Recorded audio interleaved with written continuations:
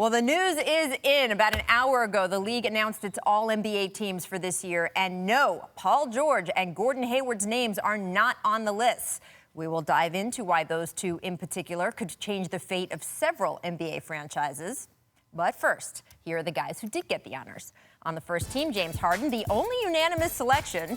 Then LeBron and Russ, Kawhi, and Anthony Davis.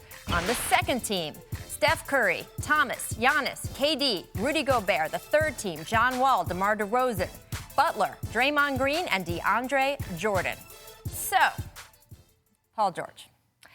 If you're watching from Indiana right now, I know your heart just sank a little, because if Paul had been on one of those lists, the Pacers would have had a huge advantage in trying to sign Paul to a contract extension.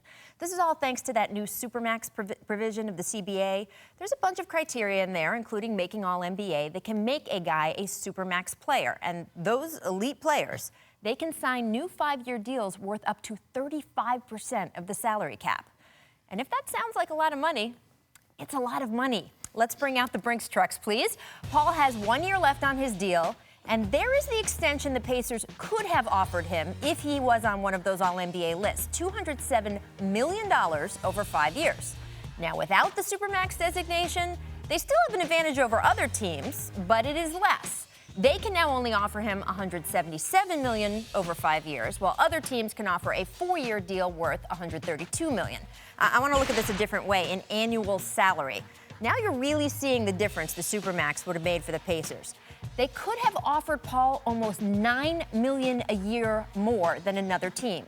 But since Paul didn't make All-NBA today, and as of right now he is not Supermaxed, Indiana can only offer him about $2.5 million extra a year as opposed to another team. Now I want to be clear. An extra $2.5 million a year is a tremendous amount of money to most of us.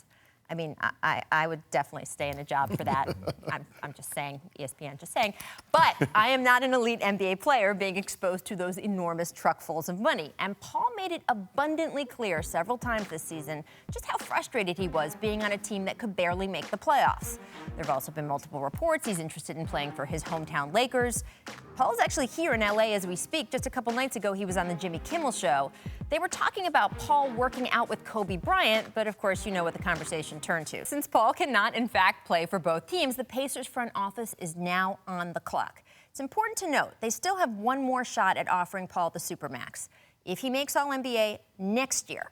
But let's be honest, it's not really a gamble they can afford to take, since if he doesn't, he will likely walk away and leave the Pacers nothing in exchange. The Thunder got nothing when Kevin Durant just walked away in free agency, but at least they had Russell Westbrook.